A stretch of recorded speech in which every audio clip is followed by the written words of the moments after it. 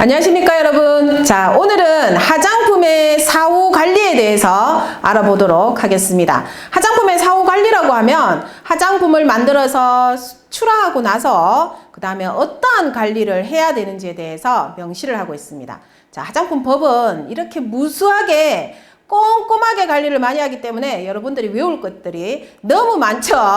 자, 그렇지만 오늘 배울 부분은 그렇게 까다롭거나 많이 외워야 되는 그러한 부분은 없으니까 걱정하지 마시고 자, 출발해 보겠습니다. 자, 화장품의 사후 관리에서요. 자, 식품의약품안전처장은 제30조에 따라 우수 화장품 제조 및 품질 관리 기준이라고 하면 우리가 CGMP라고 짧게 함축해서 얘기를 하고 있습니다. 자, 그러한 기준에 맞도록 적합 판정을 받은 업소에 대해서는 자, 우수 화장품 제조 및 품질 관리 기준 실시 상황 평가표에 따라서 3년에 1회 이상 실태 조사를 실시한다. 즉, 이 말은 CGMP 시설에 관련돼서 식약처에서 관리를 한다는 뜻이에요. 그래서 여러분들이 여기에서 3년에 한 번 조사를 한다. 이렇게 기억을 하시면 되겠습니다.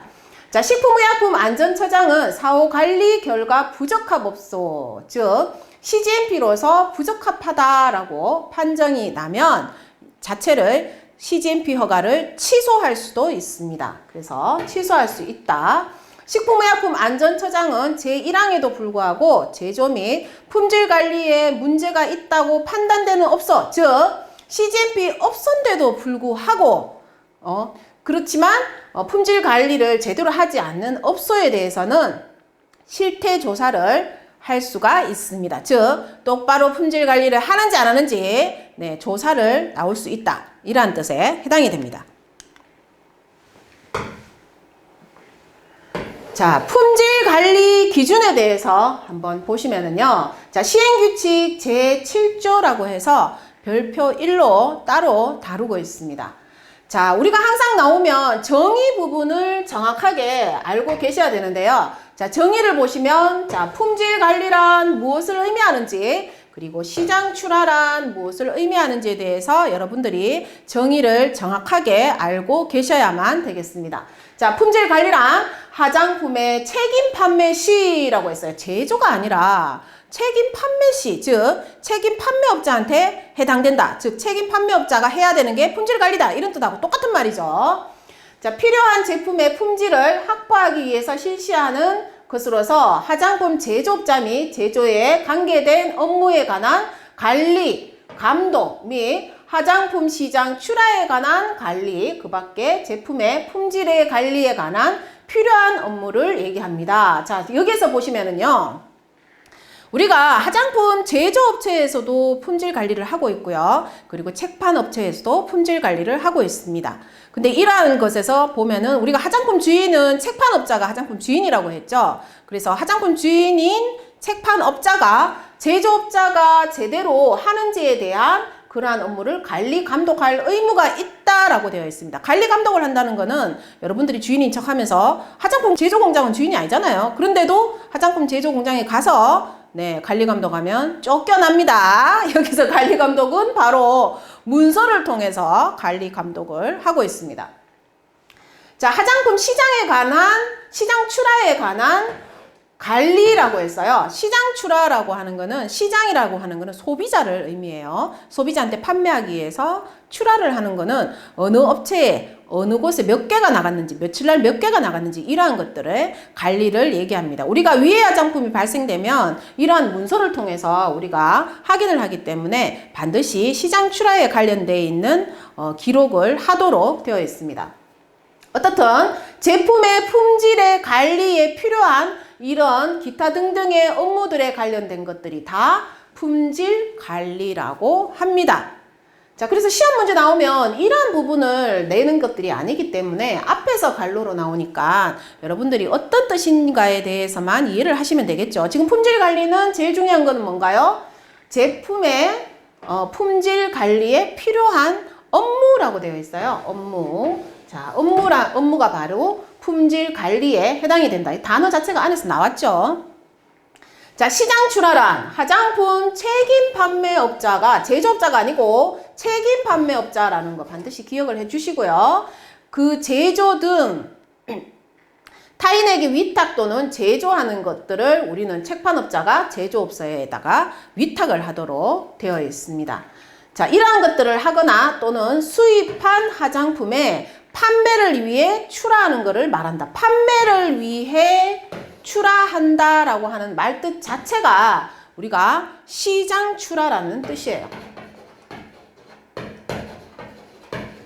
판매를 한다라고 하는 거는 소비자한테 판다라는 뜻에 해당이 되기 때문에 그래서 시장 출하라고 하는데요. 여러분들이 주의할 내용이 여기서 뭐냐 하면은 우리가 출하라는 단어도 뒤에 가면 나옵니다. 출하가 무엇인지, 시장 출하가 무엇인지 좀 명확하게 구분을 할 줄 아셔야만 되는데요. 자, 출하는 우리가 제조업체에서 주문한 회사에다가 내보내는 거를, 제조업체에서 내보내는 거를 우리는 출하라고 하고 있고요. 그 다음에 소비자한테 판매하는 책판업자가 내보내는 거를 우리는 시장 출하라고 합니다. 그래서 시장 출하는 반드시 책판업자라는 말이 들어가면 출하가 아니라 시장 출하라는 거 반드시 기억을 하시기 바랍니다.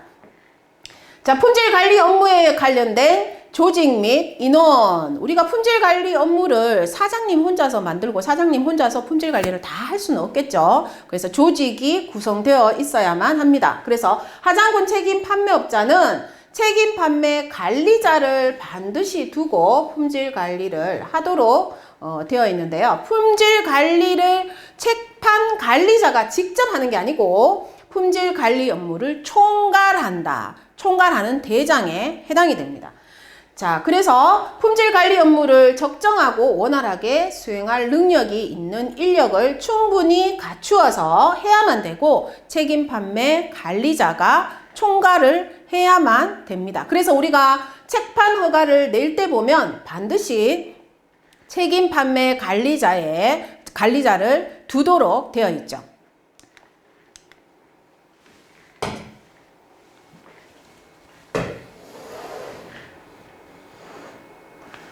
자, 품질 관리 업무의 절차에 관한 문서 및 기록 등. 자, 이 기록을 할 때 보면은요.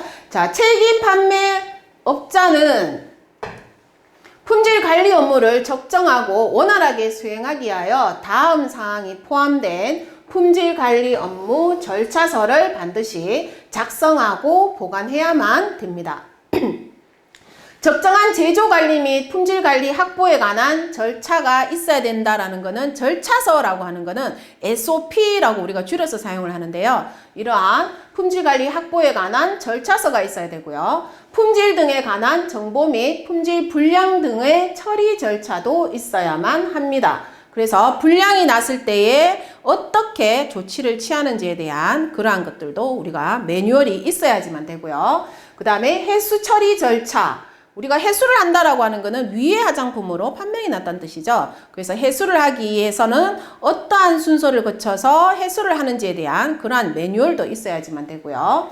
그리고 교육 훈련에 관한 절차, 즉 직원들이 품질 관리를 잘 하기 위해서는 이러한 직원들이 어떻게 그 절차서에 따라서 움직여야 되는지 그러한 것들을 교육을 통해서 훈련을 통해서 실시하도록 되어 있습니다. 그래서 매년 초에 우리가 교육 훈련에 관한 계획서를 작성을 하고 이러한 절차를 진행하도록 되어 있습니다. 자, 문서 및 기록의 관리 절차.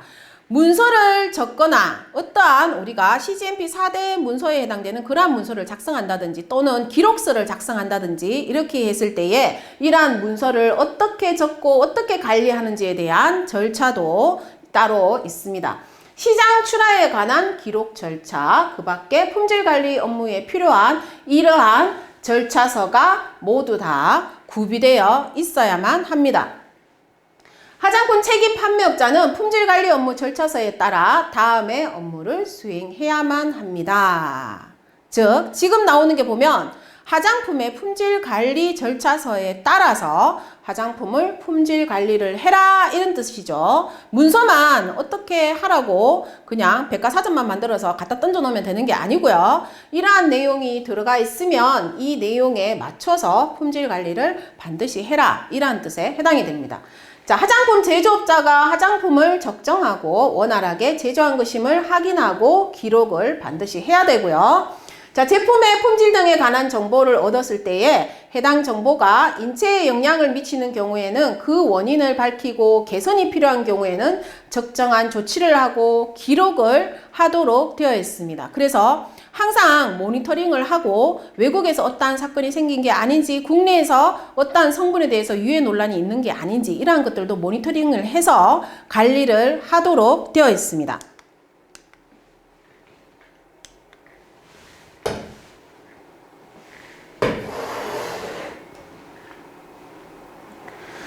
자, 책임 판매한 제품의 품질이 불량하거나 또는 품질이 불량할 우려가 있는 경우에는 해수 등 신속한 조치를 하고 반드시 기록을 하도록 되어 있고요.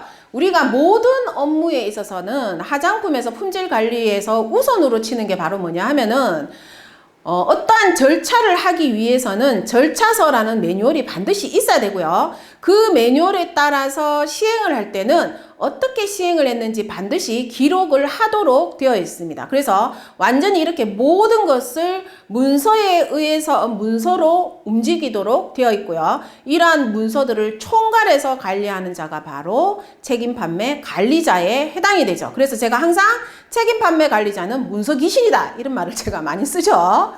자, 그 다음에 보시면은 시장 출하에 관해서 기록할 것. 시장 출하에 관해서 기록하라. 이 말은 시장 출하 짱이 있어야 된다는 뜻입니다.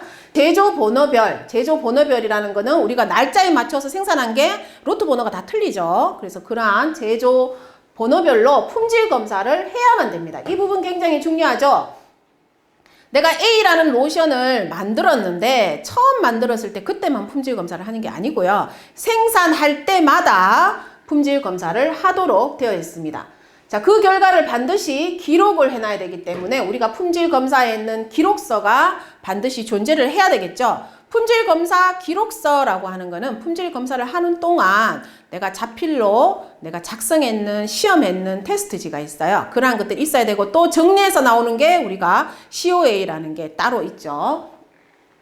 화장품 제조업자와 화장품 책임 판매업자가 같은 경우에는 자, 같다는 거는 업자가 같은 거죠. 화장품 제조업자 또는 식품의약품 분야 시험 검사 등에 관한 법률 제6조에 따라 식품의약품안전처장이 지정한 화장품 시험 검사 기관에서 품질 검사를 위탁하여 제조하는 경우에는 품질 검사를 따로 하지 않아도 됩니다. 이 말은 뭐예요? 나는 시험할 기구가 없어서 그냥 제조업체에서 해주거나 또는 그 위탁을 해서 시험 검사를 하는 경우에는 내가 기록서를 안 가지고 있어도 된다 이런 뜻이에요. 기록서는 필요 없고 그냥 성적서만 가지고 있으면 되겠죠.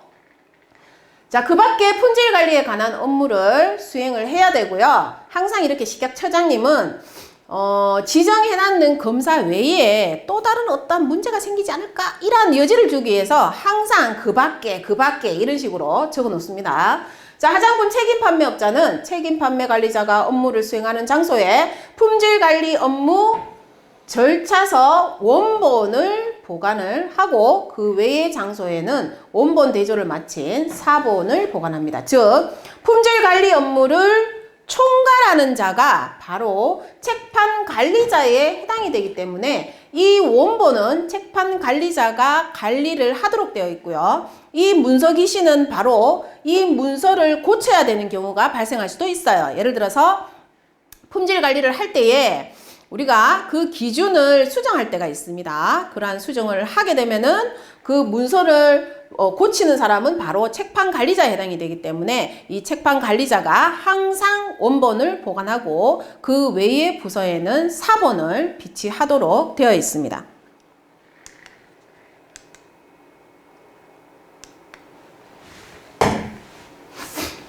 자, 책임 판매 관리자의 업무에 대해서 보겠습니다.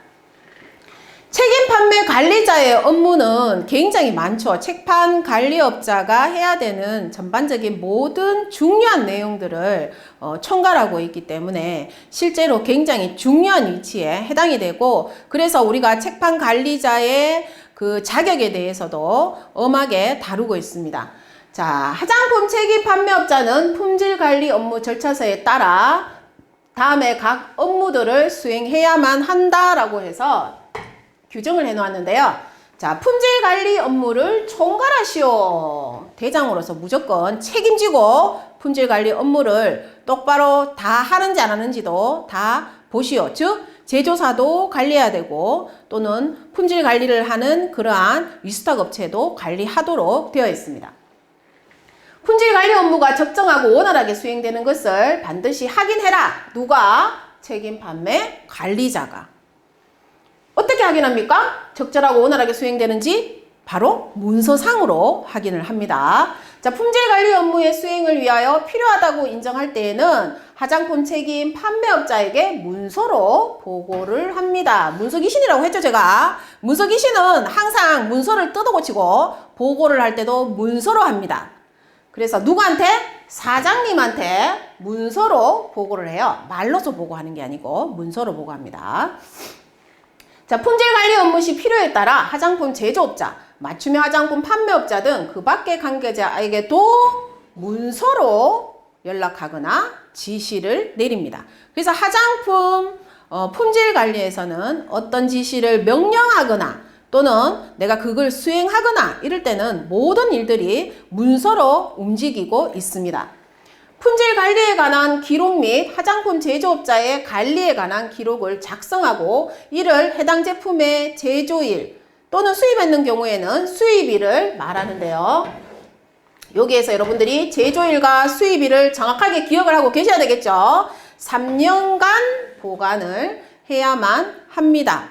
그래서 이 부분도 조심해서 잘 외워주시고요. 시험 문제의 출제가 굉장히 잘 될 수 있는 그러한 부분에 해당이 되죠.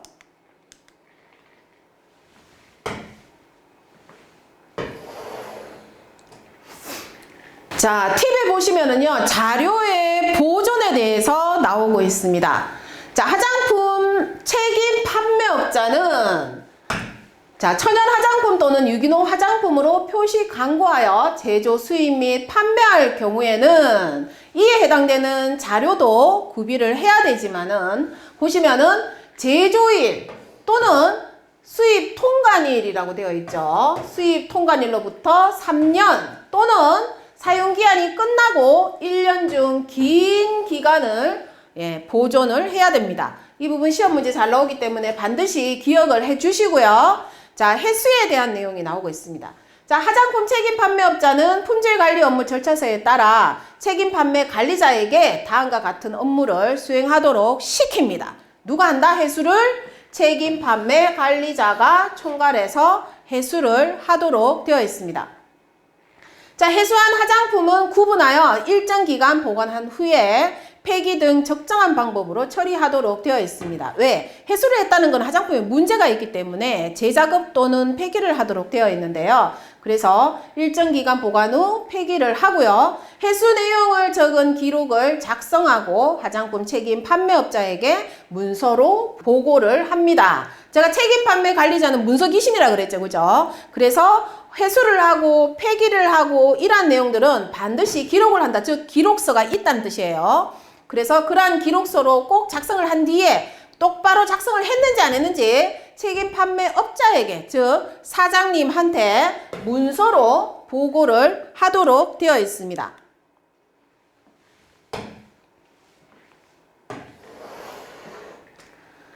자, 교육훈련에 대해서도 나옵니다. 교육훈련을 하는 이유가 뭐라고 했습니까? 품질관리를 직원들이 그 절차서에 따라서 잘 할 수 있도록 교육훈련을 해야 된다라는 것도 명시가 되어 있는데요. 자, 보시면 화장품 책임 판매업자는 책임 판매 관리자에게 교육훈련 계획서를 작성하고 라고 되어 있습니다. 자, 누가 작성한다? 책임 판매 관리자가 작성하는데 교육훈련 계획서를 작성한다. 언제? 연초에 작성을 합니다. 1년 동안 어떤 어떤 교육을 시키고 어떤 훈련을 시켜서 문제 없도록 품질 관리를 잘 하는지 직원들을 반복적으로 교육을 하도록 되어 있어요. 그래서 몇 월달, 1월 달에는 어떤 교육을 하고 2월 달에는 어떤 교육을 하고 신입이 들어오면 어떤 교육을 하고 이런 식으로 우리가 계획서를 작성을 하도록 되어 있습니다. 품질관리 업무 절차서 및 교육훈련 계획서에 따라 다음의 업무를 수행을 하도록 합니다. 즉 이러한 교육훈련은 바로 이 두 가지를 교육시키고 훈련을 합니다. 어떤 내용? 품질관리 업무에 종사하는 사람들에게 품질관리 업무에 관한 교육 및 훈련을 시킨다. 그리고 책임 판매 관리자 외의 사람이 교육 훈련 업무를 실시하는 경우에는 교육 훈련 실시 상황을 화장품 책임 판매업자에게 또 어떻게 한다? 문서로 보고한다. 일 안 하고 교육받고 있기 때문에 교육받는 시간 동안은 일을 안 하잖아요. 그죠? 그래서 누가 참가를 했고 어떤 교육을 들었다 이러한 것들은 문서로 문서기신이 다 작성을 해서 그 다음에 사장님한테 즉 화장품 책임 판매업자한테 뭘로? 문서로 보고를 한다. 자, 그 다음 내용 보시면 문서 및 기록의 정리. 자, 책임 판매업자는 문서기신이라서 항상 모든 것을 문서로 만들어서 절차서를 만들어서 그 다음에 기록을 또 합니다. 네. 자, 화장품 책임 판매업자는 문서 기록에 관하여 다음과 같이 관리를 해야 돼요. 자, 이 관리는 누구한테 시킵니까? 책판 관리자한테 시키겠죠. 그죠? 근데 어떻든 의무는 책판 업자가 이러한 일들을 해야 돼요. 시키든지 말든지 자기가 하든지 간에 어떻든 모든 일은 문서 및 기록을 해서 다 남겨야지만 됩니다. 자, 문서를 작성하거나 개정했을 때는 품질관리 업무 절차서에 따라 해당 문서의 승인, 배포, 보관 등을 할 것 이렇게 되어 있어요. 그래서 우리가 절차서 제일 앞장에 보면 언제 개정했는지 적도록 되어 있어요. 내가 1월 1일 날 만약에 개정을 했으면 뭘 개정했는지 뭘 고쳤는지 문서를 보면 한눈에 알 수 있도록 개정했는 내용까지 다 적도록 되어 있고요. 그 다음에 승인, 즉 문서기신인 책판관리자가 이러한 것들을 개정을 하면 똑바로 개정됐는지 안 됐는지 확인을 해봐야 되겠죠. 그죠? 그래서 승인하는 도장도 있고요. 그 다음에 배포를 어디다가 했는지 그리고 보관은 어디다가 하는지 이러한 것들을 다 작성하도록 되어 있습니다. 품질관리 업무 절차서를 작성하거나 개정했을 때는 해당 품질관리 업무 절차서에 그 날짜를 적고 개정 내용을 보관하도록 되어 있습니다. 즉 이렇게 우리가 날짜를 반드시 언제 며칠 날 했는지에 대해서 표기를 하도록 되어 있어요.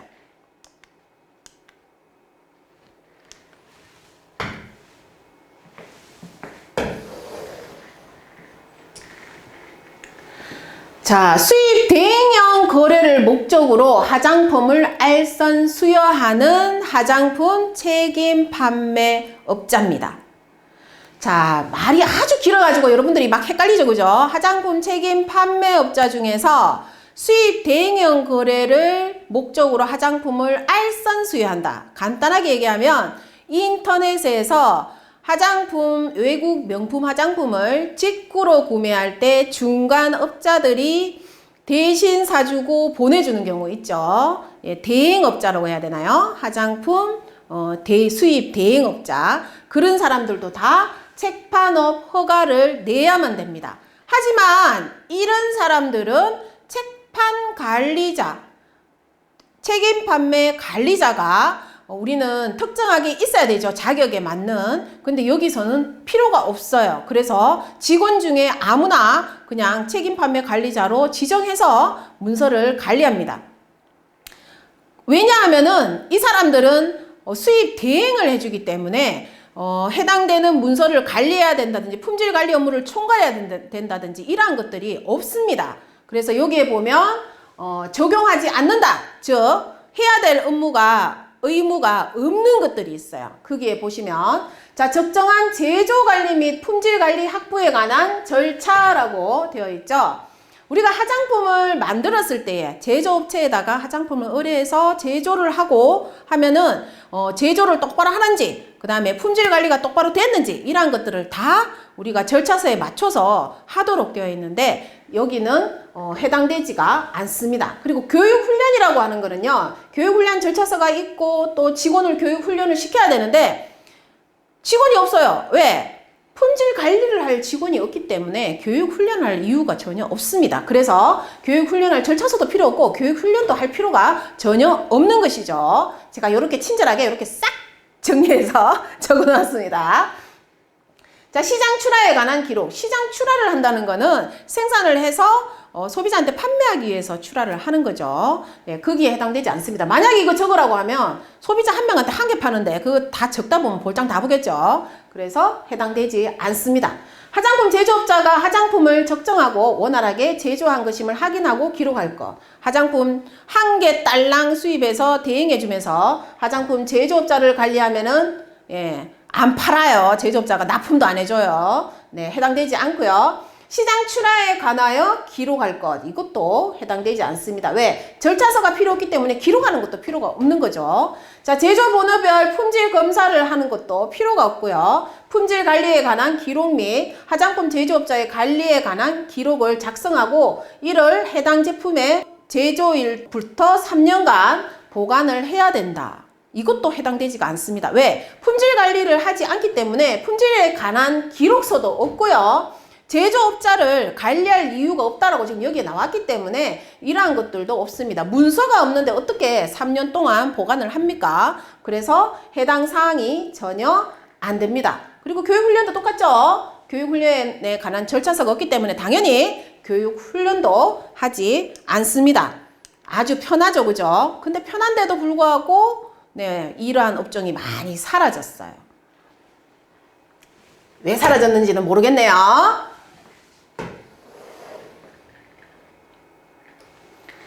자, 책임 판매 후 안전관리 기준에 대해서 지금 나오고 있습니다.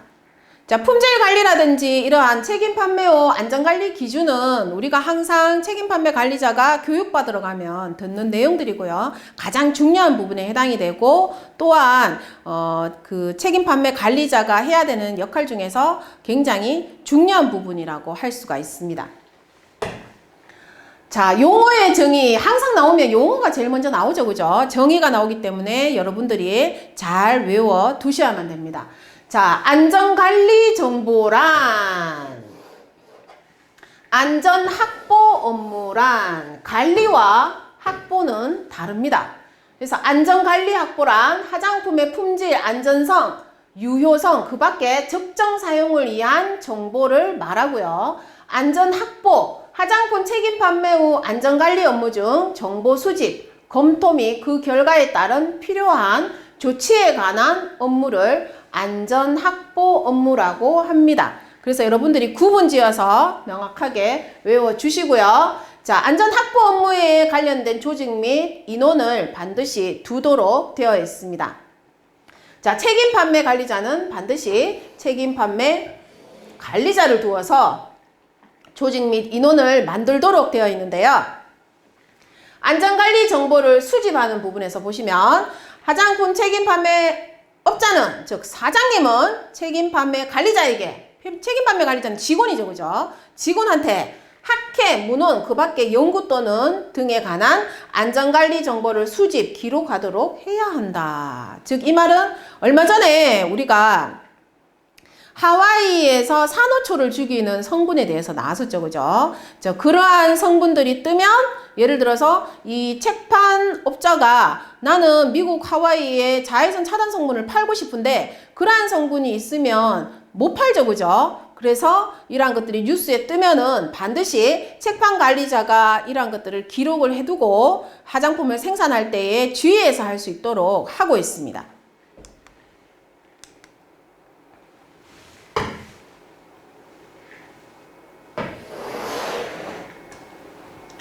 자, 안전관리 정보의 검토 및 그 결과에 따른 안전확보 조치. 자, 책임 판매업자는 다음의 업무를 또 직원인 책임 판매 관리자한테 시킵니다. 자, 뭘 시키느냐? 자, 제3호에 따른 수집한 안전관리 정보를 신속하게 검토, 기록할 것. 왜? 화장품을 생산할 때에 반영을 잘해야 되죠. 제대로 안 돼 있으면 엉뚱한 화장품을 잘못 만들어서 예를 들어서 우리가 가습기 사건이 터졌을 때에 거기에 사용된 그러한 그 살균 성분들이 우리가 논란이 됐었잖아요. 근데 사실 화장품에서 씻어내는 제품에는 별 의미가 없는데도 불구하고 사회에서 논란이 되면은 잘 사용하지 않습니다. 소비자가 잘 안 사기 때문에 그렇죠. 그거는 법하고 관련 없이. 그래서 그러한 경우에도 이렇게 신속히 검토, 기록해서 반영을 하도록 되어 있습니다. 자, 수집한 안전관리 정보의 검토 결과 조치가 필요하다고 판단된 경우에는 해수, 폐기, 판매 정지 또는 첨부 문서의 개정, 그리고 식품의약품 안전처장한테 보고 등 안전 확보 조치를 해야만 합니다. 즉 이 말은 위해 화장품이 발생했을 때에 우리가 이러한 업무를 취해야 되고, 만약에 주의할 사항이 있다든지 이런 것들이 있으면 우리가 표기도 추가로 해야 되고, 이러한 관리들을 다 하도록 되어 있습니다. 안전 확보 조치 계획을 화장품 책임 판매업자에게 누가 뭘로 보고한다? 화장품 책임 판매 관리자가 사장님한테 뭘로 보고한다? 문서로 보고를 하고 그 사본을 보관을 합니다. 자, 안전 확보 조치의 실시라고 되어 있네요. 자, 화장품 책임 판매업자는 다음의 업무를 누구한테 시킨다? 책임 판매 관리자한테 시킵니다. 왜? 안전 확보 업무의 총괄도 책임 판매 관리자가 하고 있기 때문에 직원인 책판 관리자한테 시킵니다. 책판 관리자 할 일이 너무 많아요. 자, 안전 확보 조치 계획을 적정하게 평가하여 안전 확보 조치를 결정하고 이를 기록 보관한다. 문서 기시는 내 적어야 돼요. 자, 안전 확보 업무를 수행할 경우 문서로 지시하고 이를 보관한다. 그냥 여러분들이 가볍게 한번 읽으시면 됩니다. 안전 확보 조치를 실시하고 그 결과를 화장품 책임 판매업자한테, 즉 사장님한테 뭘로 보고한다? 문서로 보고하고, 네, 한번 보고했다가 갖다 버리면 안 되고 보관도 해야만 됩니다. 모든 기록서라든지 이런 것들은 무조건 보관을 하도록 되어 있어요. 역사를 기록하는 것과 똑같습니다. 책임 판매 관리자의 업무를 보시면은요, 화장품 책임 판매업자는 누구한테 시킨다? 네, 직원인 책임 판매 관리자한테 시킵니다. 왜 이렇게 시키는 게 많은지 책임 판매 관리자 월급이 엄청나게 많을 것 같습니다.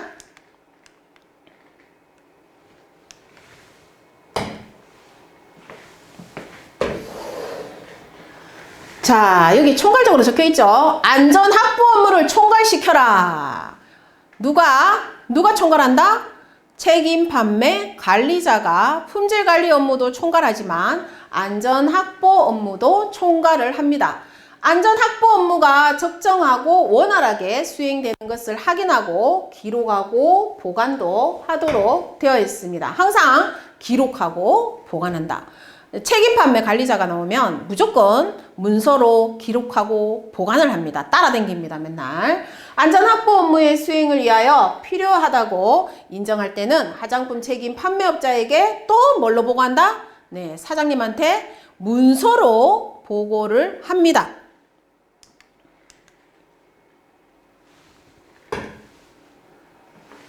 자, 우리가 그 다음에 나오는 거를 보시면은요, 화장품 감시원 제도에 대해서 나오는데, 화장품 감시원 제도가 뭐냐 하면은 우리가 책판 관리자는 이렇게 안전 확보 업무라든지 품질 관리 업무에 대해서 직원인 책판 관리자를 시켜가지고 빡세게 총괄을 시켜서 문서 기신으로 만들어 놓는데요.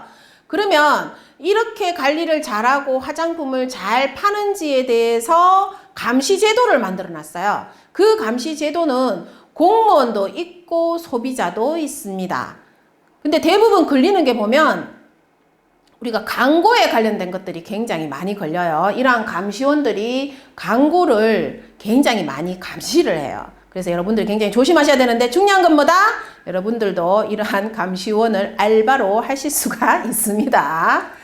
자, 내용을 한번 보시면 우리가 법 제18조에 보면 보고와 검사에 관련된 내용들이 이렇게 쭉 친절하게 적혀 있어요. 그냥 가볍게 한 번 정도 읽어봐 주시고요. 자, 여기에 보시면은 필요할 때에 수거해서 검사할 수 있다 이런 말도 나오고요. 그 다음에 식약처장은 총리령으로 정하는 바에 따라서 모니터링 제도를 할 수가 있어요. 그래서 소비자 모니터링 제도를 만들었어요.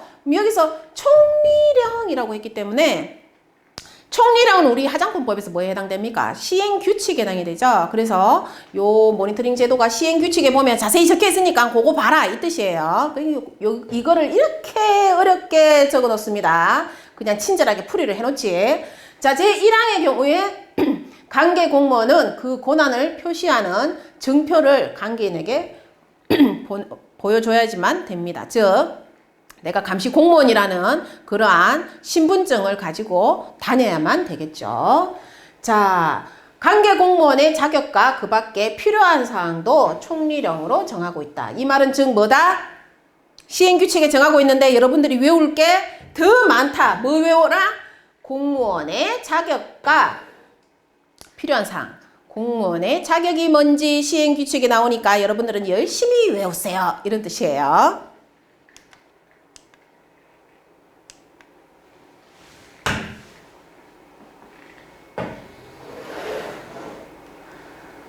자, 화장품 감시 공무원의 자격이라고 해서 이렇게 시행규칙에서 친절하게 우리가 외울 게 많도록 이렇게 나오고 있습니다. 이거 시험 문제 한번 출제가 됐었어요. 객관식으로. 다시 한 번 더 출제가 될 가능성이 있습니다. 그래서 여러분들이 구분해서 잘 외워두셔야만 되겠습니다. 자, 감시 공무원은 보시면은 누가 임명한다? 지방청장이 임명을 하도록 되어 있습니다. 왜? 식약처장이 임명을 하면 전체적인 관리인데 전체적인 관리 일이 너무 많아서 못합니다. 그래서 세부적으로 쪼개야 되죠. 그래서 그 지역에 해당되는 청장이 임명을 하고 이 사람은 그 지역에 관련된 일만 하도록 되어 있어요. 자, 보시면 어떠한 사람이 감시 공무원이 될 수 있느냐 하면 자, 학교에서 약학 또는 화장품 관련 분야의 학사학위 이상을 취득한 사람이어야지만 되고요.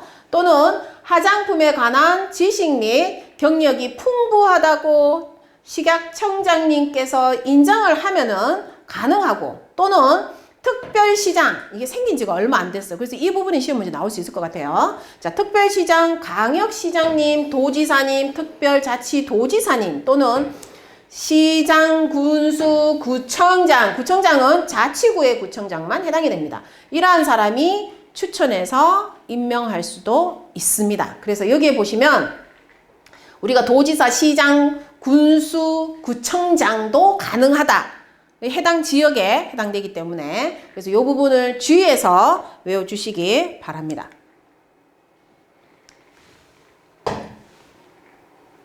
자, 소비자 화장품 안전관리 감시원 제도를 한번 보시면은요.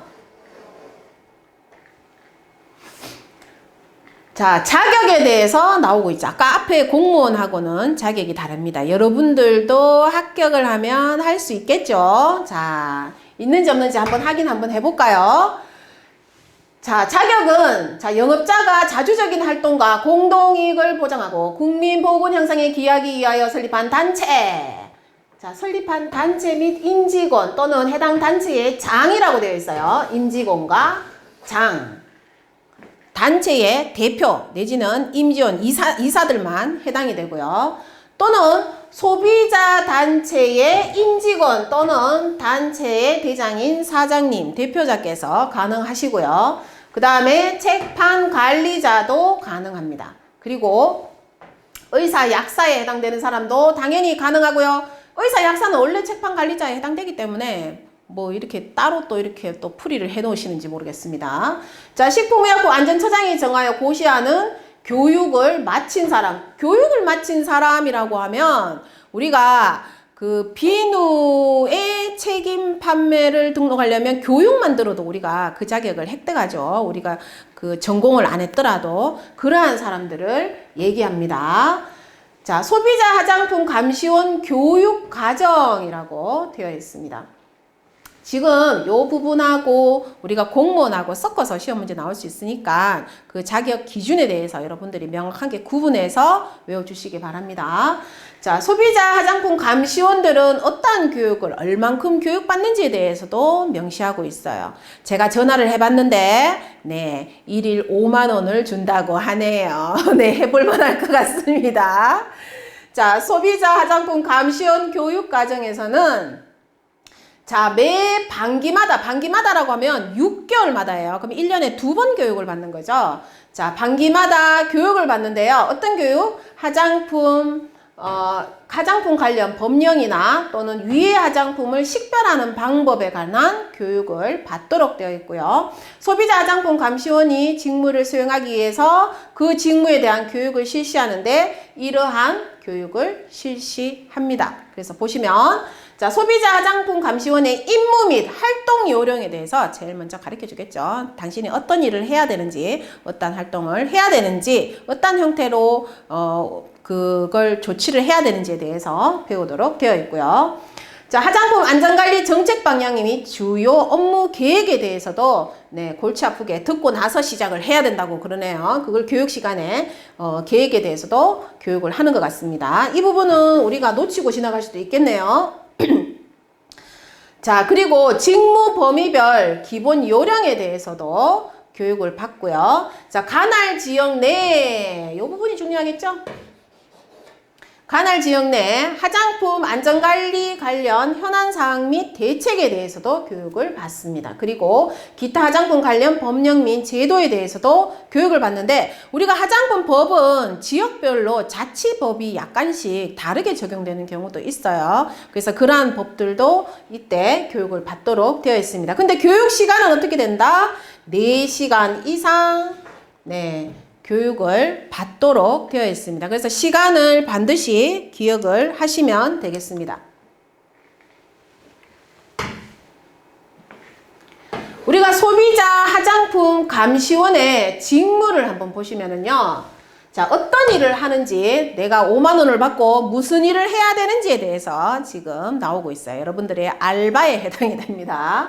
자, 유통적인 화장품이 제10조 제1항 및 제2항에 따른 표시 기준에 맞지 아니하거나 그리고 제13조 1항의 각 호의 어느 하나에 해당하는 표시 또는 광고를 한 화장품의 경우 관할 행정관청이라고 지금 나오고 있죠. 그래서 관할 지역에다가 신고를 합니다. 왜? 관할 지역에서 일을 보기 때문에 관할 지역에 있는 회사를 고발 조치를 하도록 되어 있어요. 그래서 소비자 감시원들이 제일 많이 하는 게 뭐냐면 우리가 인터넷에 광고되어 있는 광고 문구 또는 화장품의 그 2차 포장이나 1차 포장에 적혀 있는 광고 문구 표시 이러한 것들에 대해서 불법이라든지 또는 과대 광고라든지 이러한 것들을 많이 고소 고발을 하고 있습니다. 그래서 여기 보면 표시 또는 광고 이런 말이 나오잖아요. 그죠? 그래서 이런 부분이 대부분 소비자 화장품 감시원을 통해서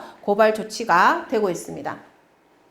유통 중인 화장품의 1차 포장 또는 2차 포장의 기재사항을 위반한 경우도 해당이 되고요. 자, 의약품을 잘못 인식할 우려가 있는 표시 또는 이러한 과대 광고도 해당이 됩니다.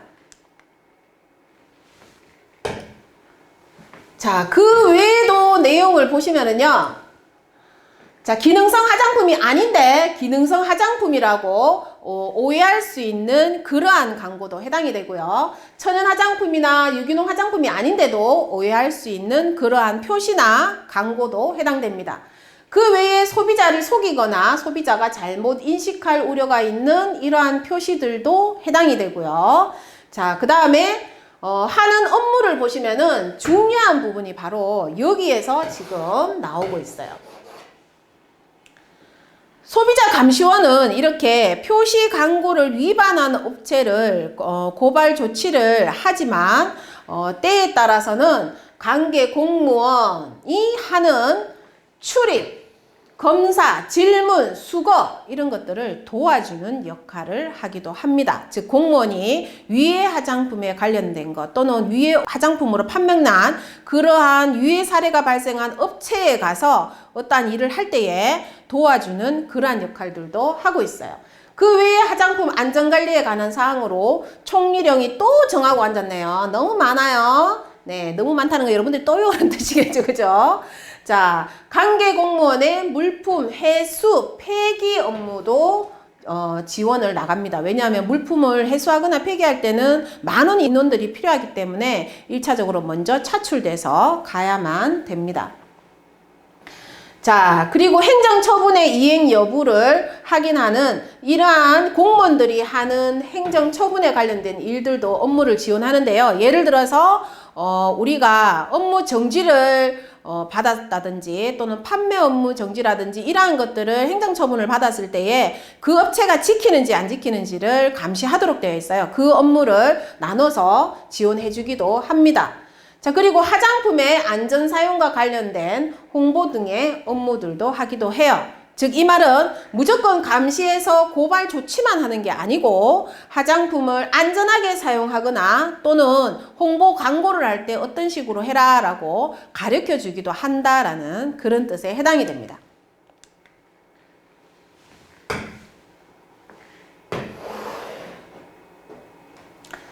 자, 소비자 화장품 감시원의 직무수행.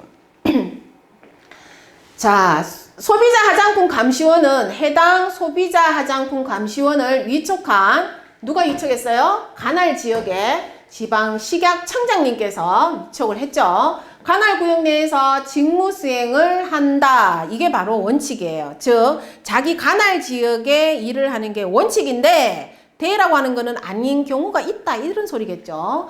자, 그런데도 불구하고 다음 각호에 해당이 되면은요, 식약청장이 이러한 소비자 화장품 감시원에게 직무 수행을 명한 경우에는 해당 소비자 화장품 감시원은 관할 지역이 아닌 다른 데서 일을 할 수 있도록 되어 있습니다. 그래서 보시면은요, 자, 행정절차법 제8조 1항에 따라서 식품의약품안전처 또는 식약청으로부터 행정응원을 요청받는 경우, 즉 많은 인원이 필요해서 다른 지역이나 또는 본사에서 하는 업무들을 우리가 도와주기 위해서 차출이 되기도 합니다. 그 외에도 식약처장이 전국적인 조사, 개통조사 이러한 것들을 할 때에도 우리가 도와주기도 해요. 그리고 이러한 소비자 화장품 감시원들은요, 임기가 2년이고요. 그리고 연임도 가능합니다. 그래서 여러분들이 2년 계약을 하고 잘 일을 하면 연임해서 계속 쭉쭉 알바를 계속 하실 수가 있습니다. 2년 계약이 기본이에요. 자, 소비자 화장품 감시원의 해촉. 해촉은 뭐다? 잘리는 거예요. 잘리는 거. 네, 소비자 화장품 감시원 제도 5만 원씩 받아서 너무 신났는데 갑자기 잘려버려요. 왜 잘리는지 보시겠습니다. 해당 소비자 화장품 감시원을 추천한 단체에서 퇴임하거나 해임된 경우에는 자동 해임이 됩니다. 그리고 각호의 직무와 관련하여 부정한 행위를 하거나 권한을 남용한 경우, 그리고 질병이나 부상 등의 사유로 직무 수행이 불가능하다고 판단된 경우에는 이 직업에서 해촉됩니다. 잘립니다.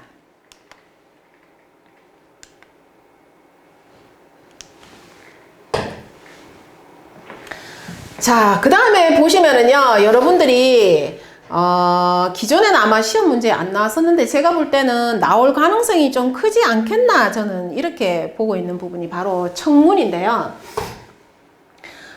여러분들 TV에서 아마 정치인들이나 이런 사람들 청문회라는 걸 보셨을 거예요. 그래서 그 청문회의 청문과 똑같은 겁니다. 청문. 그래서 여러분들이 화장품 영업을 하면서 청문회를 열 때가 있습니다. 청문회를 왜 여는지, 어떨 때 청문을 하는지 이러한 것에 대해서 시험 문제가 나올 수 있다는 거죠.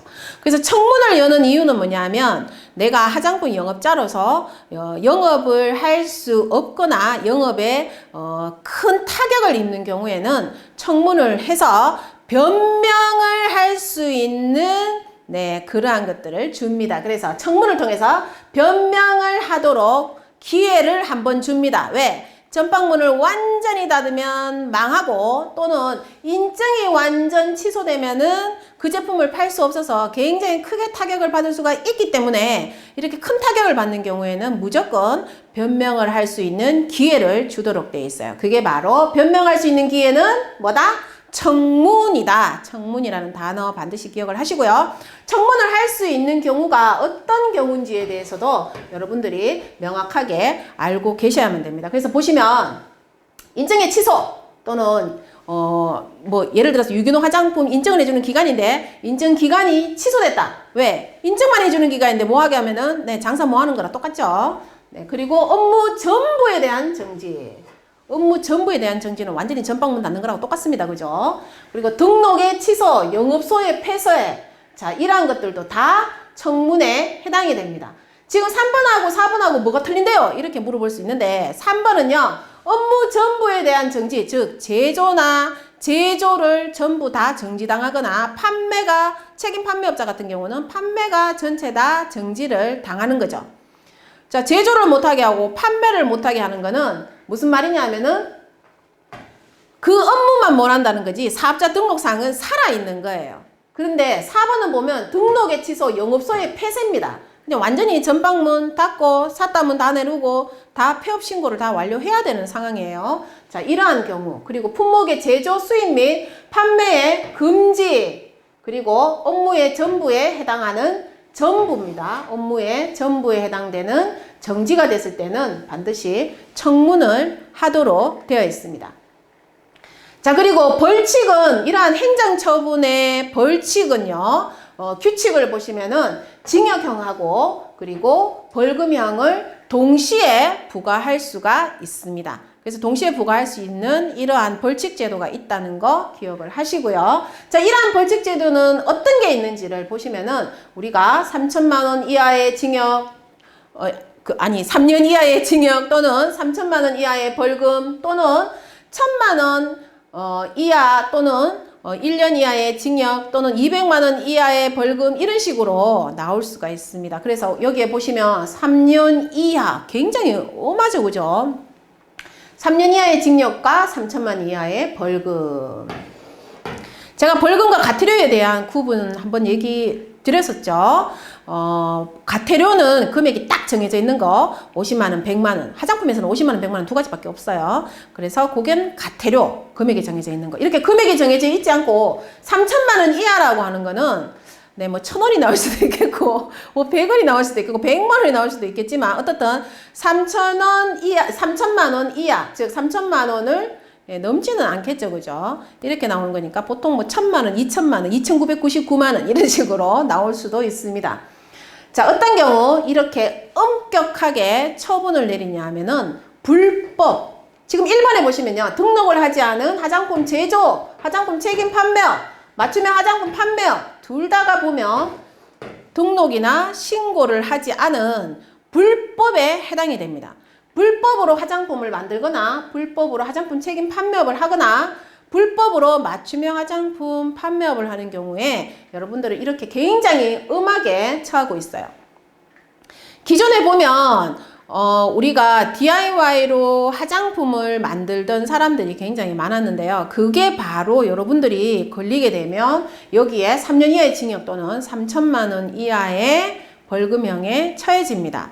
그래서 굉장히 조심을 하셔야 되는 부분이고 천만다행인 게 지금 맞춤형 화장품 판매업이라는 정식적으로 영업허가를 받을 수 있는 부분이 나왔습니다. 그래서 불법으로 몰래 판매하는 그런 것들은 굉장히 위험하기 때문에 조심하셔야만 됩니다. 조심하는 게 아니라 아예 하면 안 되죠.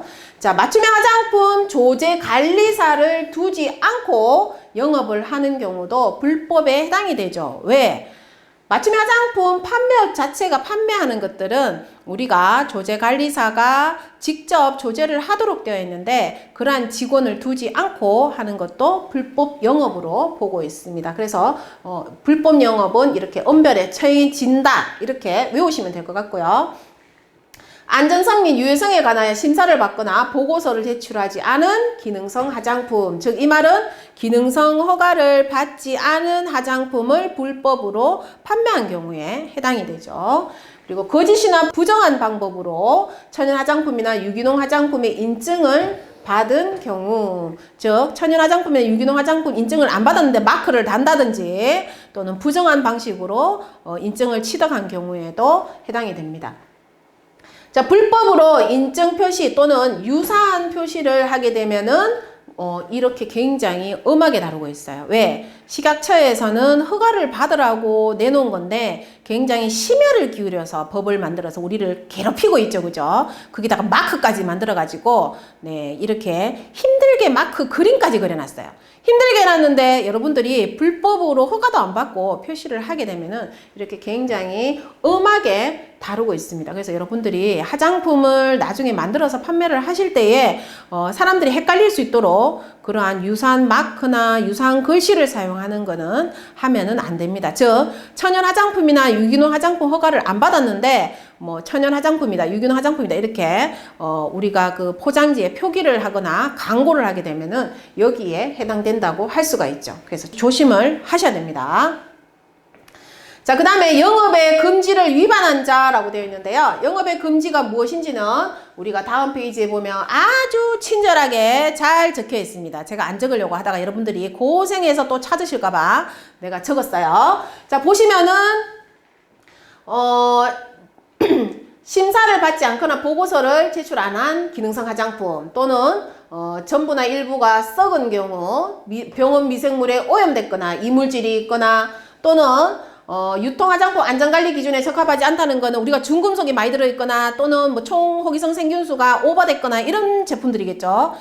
사용할 수 없는 그러한 화장품들, 완전 폐기 처분해야 되는 거. 또는 콧불, 뿔, 호랑이뼈 그 추출물을 사용한 화장품 이런 것들은 국제적으로 사용을 못하도록 되어 있습니다. 그래서 이러한 것들을 성분으로 썼을 때 뭐 호랑이 크림이라고 한다 해서 호랑이 뼈가 들어가 있지는 않다고 저는 알고 있습니다. 그리고 어떻든 비위생적으로 만들거나 또는 시설 기준에 적합하지 아니한 시설에서 제조를 했거나 또는 용기 포장이 불량하거나 또는 제일 엄격하게 다루는 제조 요놀이를 여러분들이 위조를 했는 경우, 이러한 경우도 해당이 됩니다. 이 경우에도 여기에 보시면 3년 이하의 징역, 3천만 원 이하의 벌금에 처해진다라고 되어 있죠. 그래서 영업의 금지에 해당되는 내용도 여기에 해당이 됩니다. 자, 등록을 하지 않고 화장품을 제조 또는 제조 수입하여 유통 판매하는 자, 이것도 지금 위에 나온 내용과 똑같은 내용이죠. 그죠? 반복적으로 나왔습니다. 화장품의 포장 및 기재 표시사항을 훼손 또는 위조, 변조한 경우에도 해당이 됩니다. 그래서 여기에서 보면 위조하거나 변조하는 거를 굉장히 엄격하게 다루고 있어요. 내가 실수로 조금 잘못 적었는 게 아니라 내가 의도적으로 잘못 적거나 또는 지우고 사용기한을 수정하는 경우, 이러한 것들도 해당이 됩니다.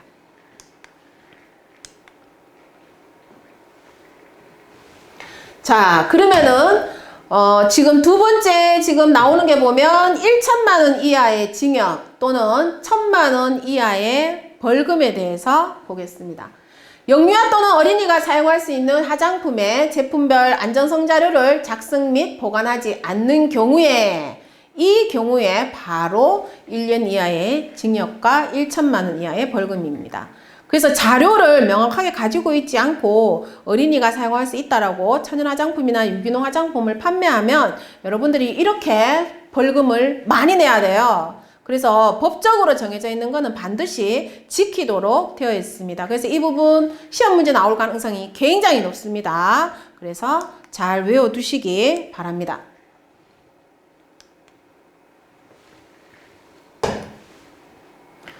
자, 그 다음에 보시면은요, 1천만 원에 해당되는 것들이 지금 뒤에서 계속 나오고 있는데요. 안전용기 포장을 위반했을 때도 1천만 원 이하의 벌금형에 처해지죠. 그리고 의약품으로 잘못 표시하거나 또는 기능성 화장품이 아닌 화장품을 기능성으로 잘못 인식되도록 우려가 있거나 또는 기능성 화장품의 안전성, 유효성에 관한 심사 결과와 다른 내용을 표시한 경우, 내가 미백 화장품으로 기능성 허가를 받았는데 주름 개선이나 미백을 동시에 표기한다든지 또는 미백으로 받았는데 여드름에 기능성이 있는 것처럼 표시한다든지 그러한 것에 해당이 됩니다. 자, 천연 화장품 또는 유기농 화장품이 아닌 화장품을 천연 화장품 또는 유기농 화장품으로 잘못 인식하도록 표시 또는 광고하는 경우, 그 외에 소비자를 속이거나 소비자가 잘못 인식할 우려가 있는 표시 또는 광고를 하는 경우에 해당이 되고요. 그 다음에 지금 7번에 보시면 화장품의 1차 포장, 2차 포장의 기재사항을 위반한 경우라고 되어 있습니다. 지금 이 경우는 우리가 200만 원 이하의 벌금형과 헷갈릴 수도 있는데요. 200만 원 이하의 벌금형 같은 경우에는 단순 표기법을 위반한 경우를 얘기하는 거고요. 여기에서는 거짓으로 속이려고, 많이 팔기 위해서 거짓으로 속여서 표기를 한다든지 또는 수정을 했다든지 그러할 때에 해당이 됩니다. 자, 그 다음에 여기 보시면 가격 표시 위반이라는 말이 나오죠. 우리가 가격 표시를 안 했을 때는 50만 원이라는 과태료가 부과가 됩니다. 여기 따로 적어 놓으세요. 50만 원의 과태료가 부과되지만 가격 표시를 위반했다라는 것은 뭐냐면 우리가 흔히 보면 예를 들어서 화장품이 정식으로 판매되는 가격이 3만 원인데 12만 원인 것처럼 적어가지고 할인해서 3만 원 이렇게 터무니없는 가격으로 판매를 한다든지 이랬을 때에 지금 여기에 해당이 됩니다. 자, 그 다음에 한글 표시법 위반이라고 되어 있죠. 한국에서 판매하는 제품들 같은 경우에는요, 반드시 한글을 적도록 되어 있고 외국어를 적는 경우에는 한글과 같이 병행 표기를 할 수 있도록 되어 있습니다. 그런데 소비자가 잘 알아먹지도 못하도록 영어로 적는다든지 다른 나라 언어로 이렇게 적어서 판매하면 한글 표시법 위반에 해당되기 때문에 굉장히 엄하게 다루고 있습니다. 자, 그 다음에 의약품으로 잘못 인식할 우려가 있도록 기재 표시한 경우, 그리고 판매의 목적이 아닌 제품의 홍보, 판매 촉진 등을 위하여 미리 소비자가 시험 사용하도록 제조 또는 수입된 화장품을 판매한 경우. 자, 여기 11번에 해당되는 게 바로 뭐냐면 여러분들 화장품 샘플이죠. 샘플을 인터넷에서 판매를 하게 되면 지금 여기에 해당이 돼요.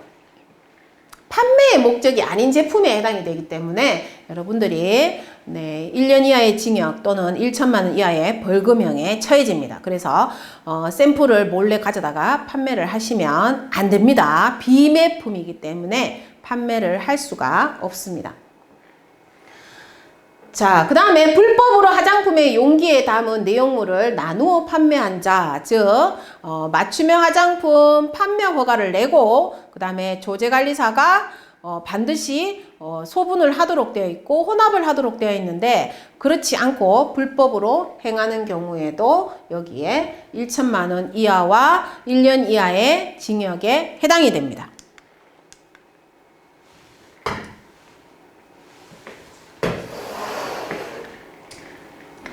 자, 그리고 표시 광고 중 사실과 관련한 사항에 대하여 식품의약품안전처장이 실증 자료 제출을 요청받고 15일 이내에 이를 제출하지 않고 계속해서 표시 광고를 하게 되면 괘씸죄에 걸려서 이것도 1천만 원 이하의 벌금형 또는 1년 이하의 징역에 처해집니다. 그래서 실증 자료는 반드시 제출을 하도록 되어 있고요. 여러분들이 실증 자료를 제출할 수 없는 경우에는 없다라고 얘기를 해야 되겠죠, 그죠? 그래서 어떻든 벌금형이 굉장히 강합니다. 여러분들이 적게 받으려면 계속 표시 광고하면 안 되고 표시 광고를 일단은 중지시켜야 되겠죠? 그래야지만 우리가 1천만 원 이하라고 하는 거는 공무원이 임의적으로 1천만 원 가까이 벌금형에 처할 수가 있기 때문에 어떻게 행동하느냐에 따라서 벌금형이 유동성 있게 바뀝니다. 자, 200만 원 이하의 벌금에 대해서 나왔습니다. 자, 200만 원 이하의 벌금형은 보시면 화장품의 제조와 관련된 기록, 시설, 기구 등 관리 방법, 원료, 자재, 완제품 등에 관한 시험 검사, 검정 실시 방법 및 의무 등을 위반한 경우. 자, 이거는 뭔 말이죠? 기록서를 가지고 있거나 또는 이러한 행위를 해야 되는데 안 했는 경우에 벌금이 이렇게 나옵니다. 그리고 화장품 책임 판매업자가 화장품의 품질 관리 기준, 책임 판매후 안전 관리 기준, 그리고 품질 검사 방법 및 실시 의무, 안전성, 유효성 등에 관한 정보 사항 등의 보고 및 안전대책 마련 의무 등에 관하여 준수하지 않고 위반한 경우. 준수하지 않았다라고 하는 거는 우리가 이미 책임 판매업을 등록할 때에 우리가 이 두 문서를 내도록 되어 있죠. 이 문서를 낸다라고 하는 거는 바로 뭐냐 하면 나는 이대로 지켜서 화장품의 품질 관리를 하고 안전 관리를 지키겠다, 이런 뜻에서 우리가 책판 허가를 받은 거예요. 그 문서를 심사를 해서 받은 거거든요. 그런데 거짓말을 하고 안 지킨 거죠. 자기가 하겠다고 냈는데. 그래서 거기에 해당되는 내용입니다. 자, 맞춤형 화장품 판매업자가 맞춤형 화장품 판매장, 시설, 기구, 관리 방법, 혼합 소분, 안전관리 기준의 준수 의무, 혼합 소분되는 내용물 및 원료에 대한 설명의 의무 등에 관하여 준수하지 않고 위반하는 경우도 해당이 됩니다. 즉 설명을 안 하고 그리고 맞춤형 화장품 판매업자가 해야 될 의무를 제대로 안 하는 경우는 우리가 200만 원 이하의 벌금형에 처해지기 때문에 우리한테 해당되기 때문에 외우셔야 되겠죠. 우리한테 해당됩니다. 네, 굉장히 중요해요. 이거는 반드시 외우셔야 돼요. 자, 위의 화장품을 해수하거나 해수하는 데 필요한 조치를 취하지 않고 말 안 듣는 경우, 해수 계획을 처장한테 미리 보고하지 않는 경우, 그리고 1차 포장, 2차 포장의 기재 표시 사항을 단순 위반이죠. 여기에서는 단순 위반을 했는 경우, 그 다음에 천연 화장품 및 유기농 화장품 인증의 유효 기간이 경과를 했는데도 불구하고 네, 계속 표시하는 경우. 우리가 이러한 인증은 3년 정도 가는데요. 원래 90일 전에 재신청을, 연장 신청을 하도록 되어 있어요. 그런데 기간이 지났는데도 계속 표시를 하는 경우에는 실수를 했는 경우도 해당되기 때문에 벌금형이 약합니다. 자, 그리고 자, 식약처장의 명령이나 또 이러한 것들을 위반하거나 관계 공무원의 검사, 수거 또는 이러한 처분을 거부하거나 방해하거나 말 안 듣거나 이랬을 때는 바로 벌금형을 때립니다. 그래서 공무원들의 말은 굉장히 여러분들이 신속하게 잘 들어야지만 벌금형에 처해지지가 않습니다. 그러면 공무원한테 잘 보여야 되겠죠?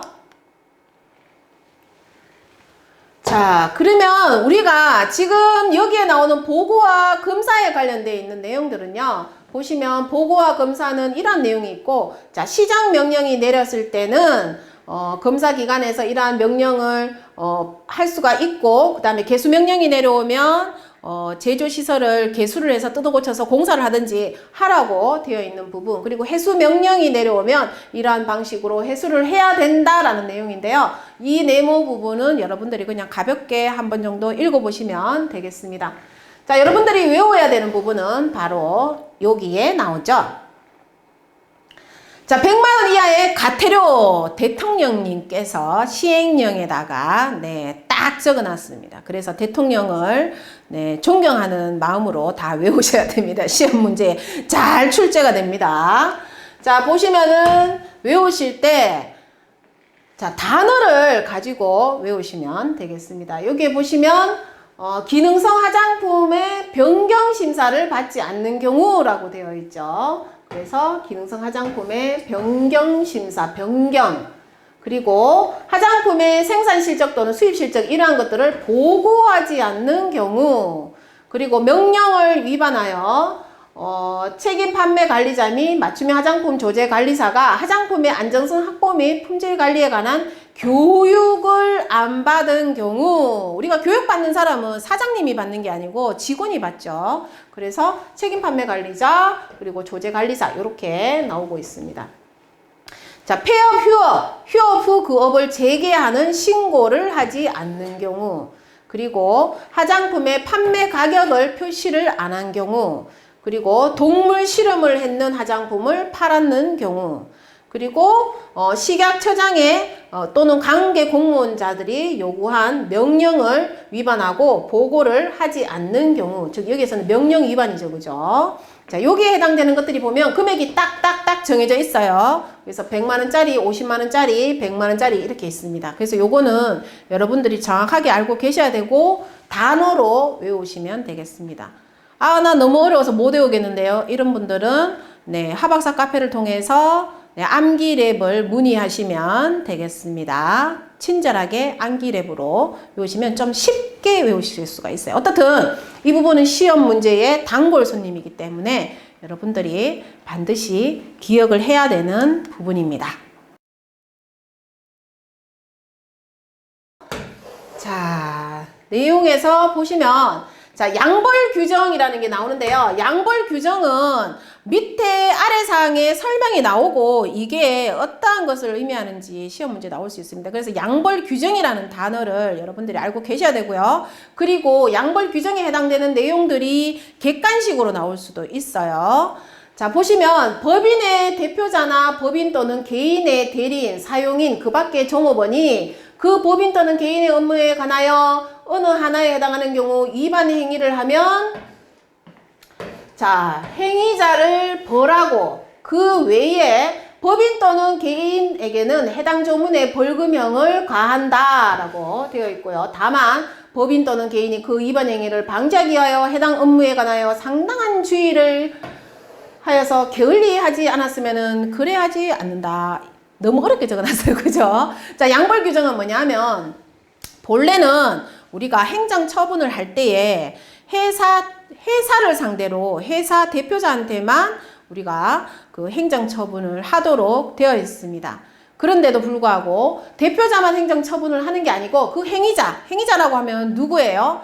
책임 판매 관리자 또는 맞춤형 화장품 조제 관리사에 해당이 됩니다. 이러한 직원들을 둘 다 네, 벌금형에 처할 수 있다. 이렇게 되어 있죠. 그게 바로 양벌 규정이에요.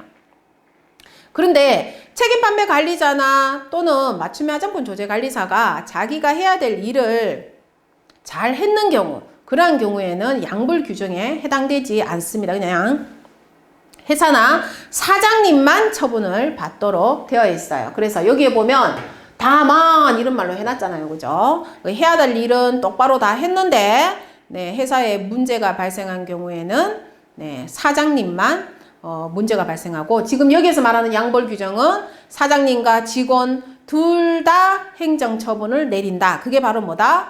양벌 규정이다. 이렇게 외우시면 되겠습니다. 자, 가진금을 산정하는 기준. 가진금을 산정하는 기준은요. 아주 숭악하게 이렇게 적어놨죠. 네, 매출 대비로 해서 보통 하는데요. 일반적으로 제가 장사를 해본 경험에 의하면 초보자 때 매출이 적을 때는 절대로 단속을 하지 않고요. 매출이 막 커지면 단속을 해서 네, 엄청난 벌금을 뺏어가더라고요. 보면은 가진금의 총액은 10억을 초과하지 않는다라고 되어 있죠. 즉 9억 9,999만 원은 까지는 네, 가능하고 네, 10억부터는 네, 벌금형 안 때립니다. 그래서 9억 9,999만 원이 나올 수도 있다. 이런 뜻이에요. 본래는 5천만 원인데 이게 2년 전인가 3년 전쯤일 거예요. 아마 제 기억상으로는 2018년도 내지는 2019년도에 바뀐 것 같은데요. 그때쯤 5천만 원에서 10억 원으로 바뀌었습니다. 그래서 이 부분 주의해서 외워두시고요. 자, 과태료의 부과 기준을 보시면은 하나의 위반 행위가 둘 이상의 과태료 부과 기준에 해당하는 경우에는 그중 금액이 큰 과태료를 부과시킵니다. 그래서 한 개를 위반했는데 법적으로 따져보니까 두 개에 해당된다. 이럴 때는 큰 금액에 해당이 되고요. 자, 식약처장님은 해당 위반 행위의 정도, 위반 횟수, 그리고 위반 행위의 동기와 그 결과 등을 고려하여 과태료 금액의 2분의 1의 범위에서 그 금액을 늘리거나 줄일 수가 있습니다. 다만 늘리는 경우에는 우리가 과태료는 100만 원 이하의 금액의 상한을 초과할 수 없습니다. 즉 이 말은 우리가 아까 배울 때 보면 과태료에서 우리가 50만 원, 100만 원 이렇게 나왔었죠. 그죠? 자, 과태료는 우리가 50만 원, 100만 원 두 개가 있었어요. 근데 내가 이 위반 행위에서 50만 원과 100만 원 두 개 다 동시에 걸렸을 때는 100만 원을 우리가 과태료를 부과를 한다는 뜻이고요. 밑에서 지금 하는 얘기는 우리가 예를 들어서 100만 원짜리와 50만 원짜리 두 개가 걸렸을 때는 한 개를 반띵해서 붙일 수 있도록 되어 있다. 이렇게 되어 있죠. 그렇지만 그 금액이 100만 원을 초과할 수는 없다라고 되어 있습니다. 그래서 가태료는 최대한 받아도 몇 개에 걸려도 우리가 100만 원까지만 내도록 되어 있습니다. 여러분들 너무 골치 아픈 행정처분의 금액에 대해서는 아는데요. 숫자만 나오면 갑자기 머리가 지끈지끈해지시죠? 자, 어떻든 이 부분에서 다른 건 몰라도 반드시 외워야 되는 부분은 여러분들이 가태료 부분은 금액을 정확하게 외워야 된다는 거 꼭 기억을 하시고요. 암기장에다가 적어서 외우시기 바랍니다. 여러분들 학원에 있는 우리가 암기 그 노트에 보면은 내용이 적혀 있기 때문에 들고 다니기 쉽도록 작게 구성되어 있습니다. 그래서 거기에 암기 랩이 혹시 없으면 하박사나 또는 단톡을 통해서 암기 랩송을 배워서 외우시기 바라겠습니다. 여러분들 수고하셨습니다.